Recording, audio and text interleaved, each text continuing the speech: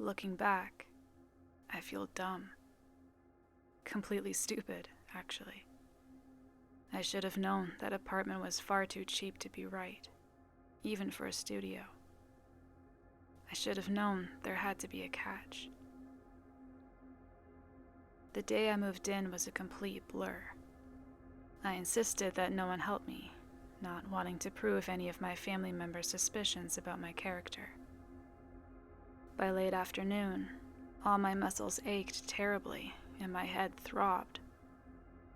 I fell back on my bare mattress, staring up at the ceiling fan with glazed-over eyes. I pulled the damp strands of hair from my sweaty forehead, wincing in disgust. Someone knocked on my door, causing me to jump. I cursed under my breath, pushing myself up on my elbows.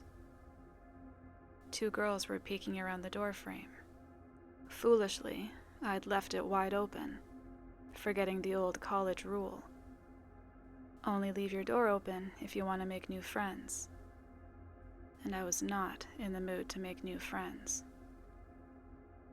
One of them, an Asian girl with choppy black hair, was grinning at me. The other stood a little further back, fingering a box of Marlboro Reds.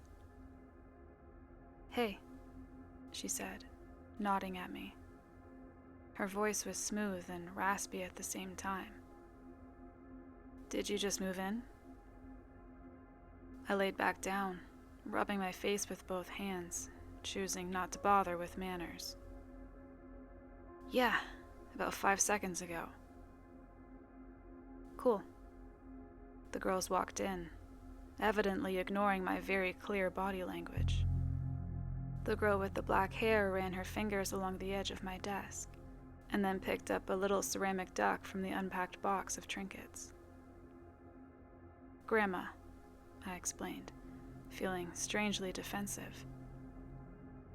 "Cute," she replied, holding it up to her face. "Has anyone told you yet?" the other girl asked abruptly, looking around my apartment.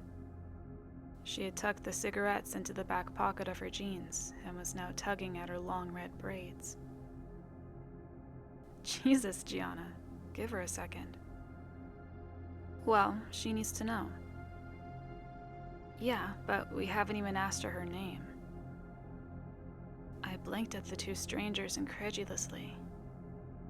I hadn't even had time to put toilet paper in my bathroom, and here they were, touching my things and talking about me like I wasn't there. I just wanted to take a nap, honestly. "My name's Arden," I said. The girl with the red braids, Gianna, sat down next to me on my bed. "Did they tell you?" "Tell me what?" "Oh, of course they didn't. The rules." I blinked again, my face blank. I didn't know about any rules, besides the typical renting ones. I'd signed the lease after, at best, skimming over it.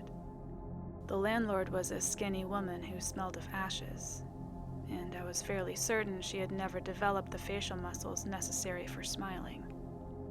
I wasn't about to ask her any follow-up questions, especially when the rent was so cheap. The other girl laughed nervously. "Where'd you move here from?" I ignored her. "What rules?" Gianna got a strange, wicked sort of smile on her face, bouncing a little on my mattress. The other girl sighed loudly. "Something happens here every night," she began, pulling out my rickety office chair and sitting down. "Something weird." "Like what?" I sat up, frowning at her. Finally, my interest was piqued. "Someone walks down the street," Gianna said, her voice reminding me of a camp counselor telling a scary story around a bonfire. "That one, right down there." She pointed at my window. "It's someone different each night. They scream for help for about an hour, but we aren't supposed to help them. I just stared at her. I felt a small chill run up my spine. I didn't know what to make of all this. It happens at a different time every night, the other one said softly. We never know when it's coming. Why? She shrugged almost sadly. We don't know why. I scoffed, leaning my elbows against my knees. I don't believe you. The girl shrugged. You don't have to. You'll see for yourself. The look in her eyes made me want to believe her.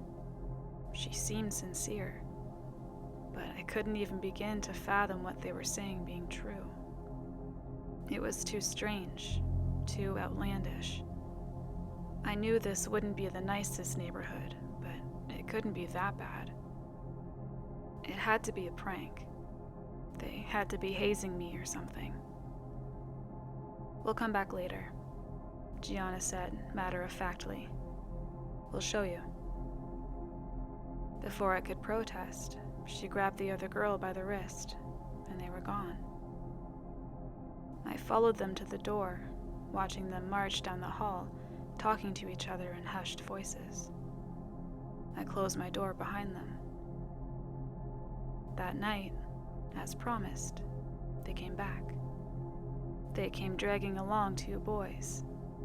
One was somewhat muscular, wearing a tight black t-shirt and baggy jeans, and my eyes were instantly drawn to a silver heart-shaped locket around his neck. He smiled at me and introduced himself as Will when he walked in. The other boy was smaller but chubbier, and nervous-looking, with a buzz cut and ill-fitting cargo shorts. His name, I was told, was Mateo. The girl named Gianna came in carrying a bottle of wine and that same slightly crumpled box of cigarettes. The other one, the girl I still didn't know the name of, was the only one who looked even somewhat apologetic. They all sat down on my dusty floor, next to the window, and motioned for me to join them. I sat between Will and the nameless girl, unsure whether I should continue feeling violated or if I should just give in to my strange and pushy neighbors. "Do you all live in this building?" I asked, hesitantly accepting the wine when it was passed to me. "Yeah," Will answered with a grin. It seemed half-hearted. "This building's where all the young people live. It's where they put us." Gianna cut in, lighting a cigarette. It didn't even occur to me to tell her not to smoke inside. We've all been sorted out. Forgive her. She's a bit of a conspiracy theorist. "It's not a theory," she snapped, glaring at him. "Look at the other ones. Next door, the middle-agers. People with kids but no grandkids. Across the street, old people. Not a single 20-something in that entire building. May, tell him." So her name was May. I looked her over, admiring her smoky eye makeup and how she tied her hair up, long strands poking out like exploding fireworks. "Stop it," May muttered, reaching for the wine bottle. "You'll scare her." "I'm not scared." She just shrugged at me, as if she didn't believe me. We passed the bottle around, and then around again. I listened to them bicker and laugh. It was clear they'd all been friends for a while, and I felt a little bit like I was intruding, even though they were in my apartment. Will asked me if I'd gone to college, and I told him I did, but I dropped out.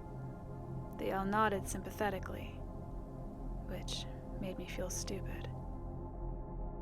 By midnight, I was a little buzzed, and my guard was beginning to fall. I had to admit, it felt good to have friends. I'd already mentally resigned myself to a life of solitude, at least for a while, but it seemed that might not actually have to be my fate. I laughed at Mateo and Gianna's drunken argument, passing a cigarette back and forth with May, blowing the smoke out my open window. I had almost completely forgotten why they were all over when it happened. All at once, a blaring alarm came from each of our phones, like an Amber Alert. I could hear the sound echo throughout the neighborhood, like an entire chorus of hundreds of phones going off, not just ours. I nearly leapt out of my skin. Not even Gianna laughed. All of them went quiet, and they looked at me as I took it out, frowning at the screen. "Do not interfere." "It's coming," Will whispered. He changed, his eyes almost glassy, and his voice soft and shaky. Mateo squeezed his shoulder. I looked at May. Her eyebrows were cinched together in concern, and she was stubbing out her cigarette against the windowsill, shrinking away. There it was again, that chill. It crept up my back, spreading along my scalp and making me shiver. Something felt deeply, deeply wrong. The others were quiet now, staring silently at the window I was sitting up against. The air felt somehow warmer, like it was buzzing with something. Or maybe I was just sweating. We sat there, unmoving, for what felt like half an hour. Right as I was getting tempted to ask what was going on, I heard it. It was far away and faint, but I still heard it. A cry. It continued as it got gradually closer, louder, and more desperate. "Help! Please, my God, someone help me!" Slowly, I leaned out the window. I had to see it with my eyes, had to confirm there was actually someone out there like they had said there would be. My new apartment was on the 4th floor, so it was hard to see who was down on the street without squinting. In the flickering streetlights, I could make out the outline of an elderly man. He was hunched over, wandering aimlessly from door to door, wearing only what looked like a hospital gown to cover his pale, broken body. Behind him trailed a path of dripping blood, although I couldn't see where it was coming from. "Please, I'm hurt." I looked back at the others, my mouth hanging open. "What is this?" I demanded loudly. "What the hell is this?" May touched my arm, trying to calm me down. I pulled away from her. "Arden, please. We have to help him. Why can't we help him? He's just an old man." "We can't help him, trust me." I ignored her, leaning further out the window, prepared to call out to him. Before I could open my mouth, I froze. The man down there was still now, facing our building. His head was tilted upwards, and I couldn't see his eyes, but I knew he was looking right at me. I immediately felt cold, like I was plummeting into ice water. "Help me," he whimpered into the silent night air, his voice barely audible. Then he began to scream. And that scream wasn't human, or at least not any human I'd ever met. It was desperate, agonized. It made my stomach turn and my eyes prick with tears. I couldn't look away.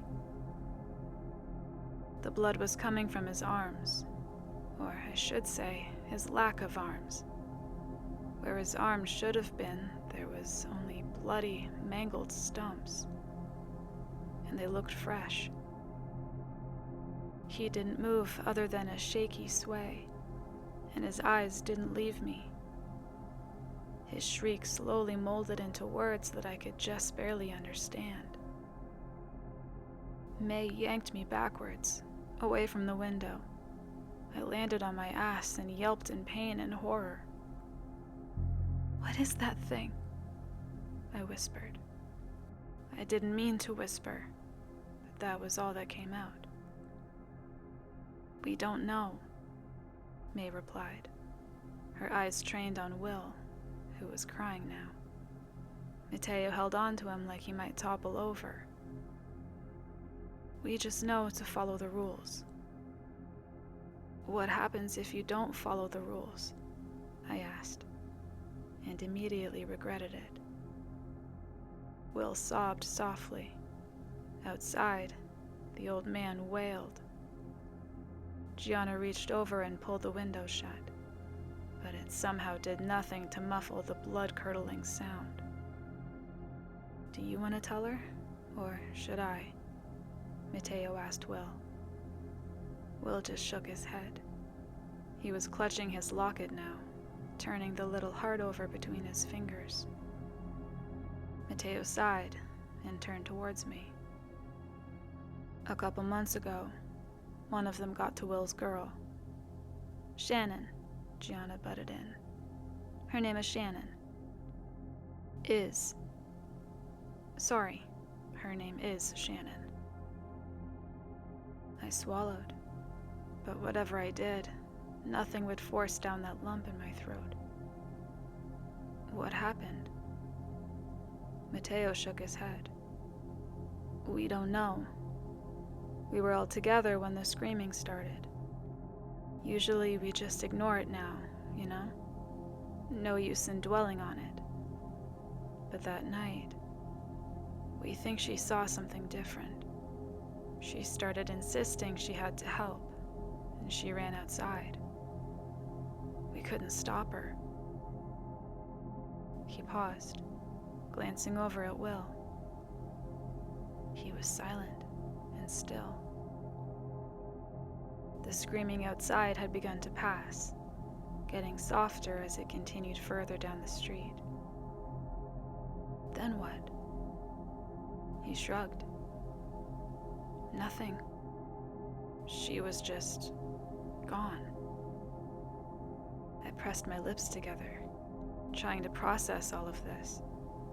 I really had believed they were messing with me, but I'd seen it. I'd witnessed it firsthand, and it terrified me. "Why doesn't anyone leave?" He shrugged for a second time. "Can't afford it, or people just don't care.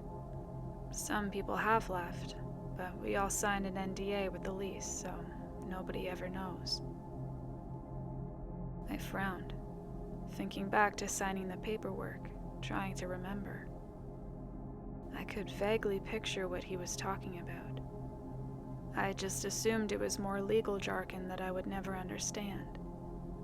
Had I seriously signed a non-disclosure agreement without even noticing? After that, I told them I wanted to go to bed. I needed time to process all of this. They understood, and each one of them said goodbye before leaving me alone. As I lay in the dark, staring at the ceiling, for some strange reason, I thought of May's face and when we had realized it was happening, how she'd put out the cigarette and backed away from the window. Eventually, I was able to drift off to sleep. The next few weeks were difficult. I spent more and more time with my new neighbors. I came to find that they were right. I didn't think there was a single person older than 30 in our entire building, but I saw them all the time leaving the one next door. Settling in was difficult. The others seemed so used to it. They cared, of course. It scared them, especially Will. But you could tell they'd been here a while by the way they sighed, closing the blinds and focusing harder on whatever they were doing. Eventually, I began to mimic them. It helped a little bit to pretend it was normal, as strange as that sounds. Moving out wasn't really an option for me anyways. I was a college dropout, and I hadn't found a job yet. I was still just getting by on what I'd managed to save up. Every night, it was someone different. Some were more human, some seemed less. Some were drenched in blood, their clothes ripped and strange, but some looked fairly normal. The worst were the children. They would run like injured chickens, screeching and banging on doors, begging for help. Sometimes they would try different things, say different things, like, "They're coming," like, "I don't want to die," or even, "I'm sorry." There were a lot of children. One night, while I was half awake, an alarm went off. It wasn't like the one on our phones. It was blaring, only somewhat muffled by the window. My apartment glowed a flashing red from outside. I didn't even look.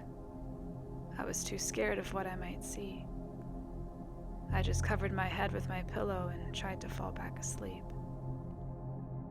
I came to learn all of the theories, especially from Gianna. She thought we'd all been chosen and predetermined to live here, all for some sick little government game. She thought maybe there were people betting on the different buildings, putting down money on who would interfere the least. "See that?" she said to me one day in the hallway, returning from a coffee run. "Cameras everywhere." I didn't know if I believed her. I spent time with May, mostly. We smoked on the front steps and people watched. It was strange to see what at night was such a sinister and gruesome neighborhood, during the day, bright and lively. She didn't talk much about the rules, so I didn't either. We didn't talk all that much in general, I found, just enjoying each other's company. Right when I was beginning to feel comfortable was when it happened. It started with a birthday cake. "Happy birthday!" As May walked through the door, Mateo blew into his plastic party horn. The paper inflated, smacking Will on the side of the head. May's hand flew to her heart. "Jesus Christ, you fuckers know I hate surprises." Gianna laughed and walked over to her. In her hands she held the chocolate cake, haphazardly adorned with sprinkles and bright pink icing that read, "Happy Birthday, May," in the center. 24. She set down the cake on the dresser and threw her arm around May's neck. "How's it feel?" "Fucking awful." "That's the spirit." "Enough of this," Mateo cut in, weaving between them. "Let's eat some cake, then let's go." Their tradition, I'd learned, was to bar hop for birthdays. They told me there was no curfew here, despite the rules, just a recommended time to be home, which was 10:30 p.m. Usually, they said, they got home before the alarm, or spent the night somewhere else. We all took some cake. The boys took shots in the kitchen to pregame while I watched Gianna fuss over May's hair. I was never much of a partier. While at clubs or bars in college, I spent most of my time out back, chatting with the smokers. But then again, I was never much of a friend group person either. So maybe the circumstances were changing. I watched them all troop outside to Mateo's car. I stuffed myself in the back, incredibly conscious of how close I was pressed to May. My other shoulder rammed into the car door. Mateo's music, cranked up to maximum volume, hurt my ears. and the tiny space was packed with the smell of tobacco and various perfumes as we sped down the freeway towards the city. But it was nice. It was really nice. I found myself laughing with them, and I hooked my arm around May's when she weaseled her hand beneath my elbow. It was actually nice. As predicted, the bars they chose weren't exactly my scene, but this time, as opposed to college, I could stand it. I took shots, I followed them out for smoke breaks. I even danced under the low purple lights until my feet ached inside my chunky heels, surely riddled with blisters. By the time we got to our third bar, I couldn't even feel it anymore. And it was at that third bar that we crammed ourselves into an old photo booth, and Gianna reluctantly offered $5 to the slot, and we laughed, red-faced into the tiny camera. After the photo spit out into the compartment, the others slid through the red curtains. But before I could follow, May grabbed my wrist. She held me back, sliding her long baby blue nails at my wrist. I shivered. "You never gave me a birthday present," she whispered, and I could feel her breath on my face. If I was wearing my glasses, they would have been fogging up. Yeah, well, I didn't get to finish my quip before she kissed me. It was nice. And then it wasn't. "Hey," Will called out to me, squeezing through a crowd of men wearing tattered leather jackets to get to me. "Arden, where's everybody else?" I blinked, looking around. I could have sworn they'd been right there a second ago, but now none of them were anywhere to be found. I shrugged. "Dunno. Why? What's up?" He finally broke free from the swaying mass, and I got a better look at him. He looked worried. His face was flushed, and I could see a few drops of sweat creeping out from his hairline. He took his phone out of his pocket and held it out to me. First, I saw his home screen. It was him next to a girl with strawberry blonde hair, both clutching beer bottles and grinning widely at the camera. Then I looked at where he actually wanted me to. The time. 1:47 a.m. "It's getting late," he narrated. "Can we find the others and get going?" I understood then. He was worried. It was past 1 a.m., and no alarm yet. It was later than usual. The bars would start closing soon. He wanted to get back before it happened. Will and I weaved through the crowd. I was pretty buzzed and realized I was having a hard time moving my feet right, which made me feel embarrassed. I hadn't even had that much to drink. Was I that much of a lightweight? We found them outside, chain smoking. Will explained the situation while I swayed. The drive back was strangely tense. Mateo's music was turned down, and there hadn't been any joking or boisterous gossiping like there had been on the way out. We all felt it. It didn't need to be said. Something was off. Will drove fast, almost reckless. In the dark, May took my hand. Just as he was careening around the last corner, and we could almost make out the shape of our apartment building down the street. It happened. All of our phones went off at once, and Gianna let out a small shriek from the other side of the back seat. "Do not interfere." Mateo turned back towards us, pressing his finger to his lips. Had this ever happened before? By their reactions, I didn't think so. It was different when it came when I was in my bedroom, when I could just shut the curtains and put my headphones on. I felt so small and helpless then, like I was gazing into the maw of something incomprehensibly beyond my understanding. I felt like we were all flies, and this neighborhood, right now, was the spider's web. Will drove slowly now, maybe 5 miles an hour. We were all still. We were all silent. Not even a stray breath cut through the quiet. Underneath the glowing streetlights, I could make out the side of Will's face.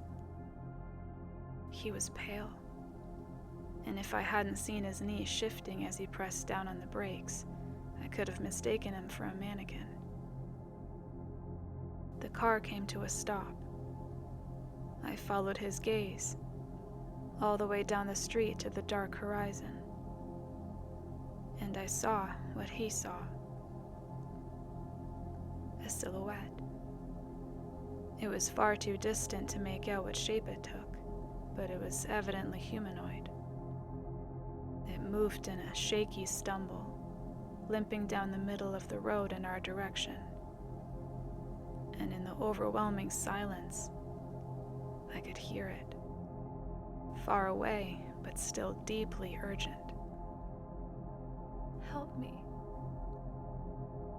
"Will," Gianna hissed. "Turn the car around."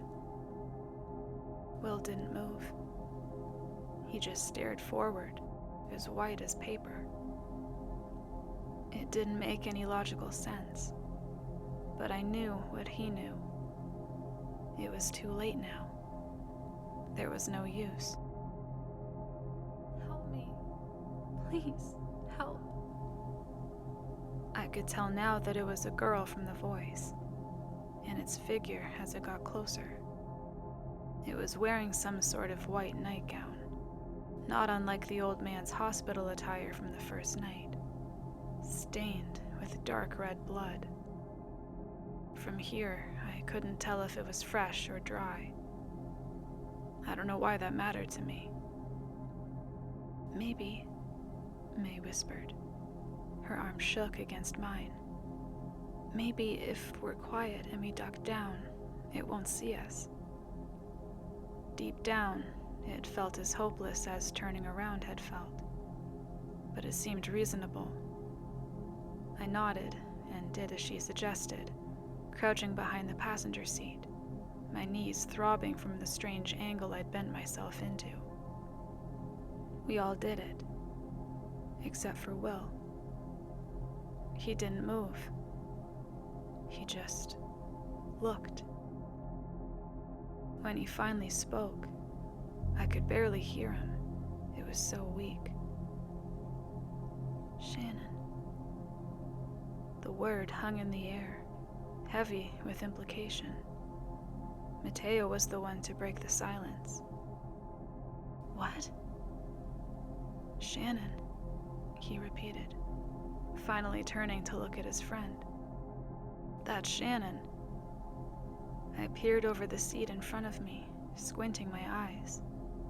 The human-like thing was getting closer, and now I could make out strawberry blonde hair, a round face, short legs.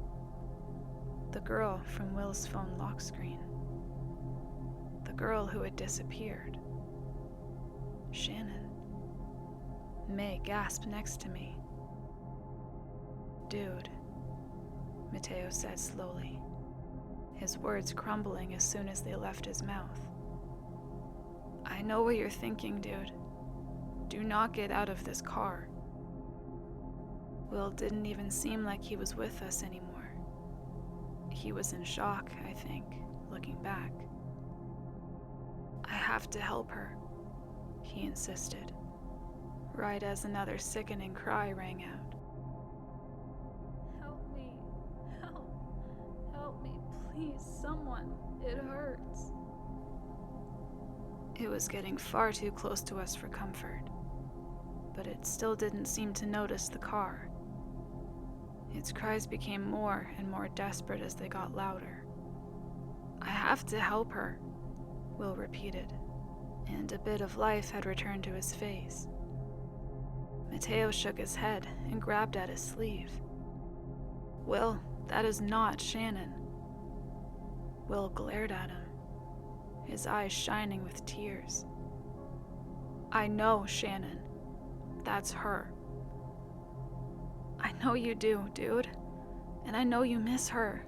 But please, please don't do this." Their voices were getting louder and more distraught, and I felt May press into my side, trembling like a leaf. Gianna was whimpering, but I couldn't see her from my position. The thing was almost to our car when it stopped. She turned her head, left then right, almost like she was sniffing the air. The boys stopped arguing. I felt like my heart would burst out of my chest. I could see Shannon's face now, and I realized why she hadn't seen us. The girl's face was streaked with gore, and it looked like her eyes had been scooped out with a melon spoon. She cried, drool pouring from her slackened mouth, but no tears would come. It happened too quickly. None of us could stop him. Will violently ripped his arm away from Mateo, fumbling for the handle to the car door. Gianna screamed. Mateo tried to slam down on the lock, but he missed, and Will managed to get the door open before he could try again. He stumbled onto the asphalt and hit the ground with a soft crunch. The thing turned her head and began to scream. But instead of charging at Will, she backed away. She held her arms out in front of her like something might attack her, whipping her head around wildly. An alarm went off, like the one I had heard that one night, but far more unbearable now that I was in it. The streetlights lining either side of the street switched to a flashing red, and Mateo threw himself into the driver's seat, the tires screeching as he peeled away. Gianna was screaming at him, pleading with him to go back. May was weeping into her hands. I didn't move, didn't make a sound.